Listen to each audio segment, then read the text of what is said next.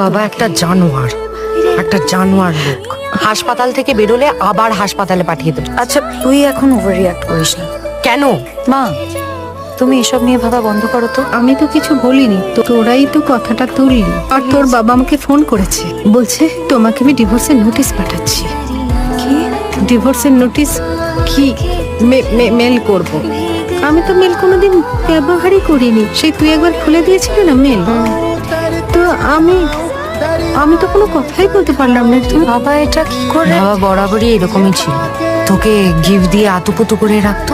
তুই কখনো রিয়েলাইজ করিসনি, তুই কিছু বুঝতে পারিসনি। ও মা প্লিজ কান্নাকাটি করো না, আমরা আছি তো, বলো। কান্নাকাটি করবো না তো কি করবো বল? আমার কান্নাটাই তো ভাগ্য।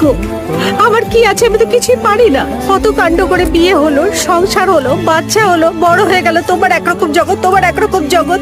বাবা এখন অন্য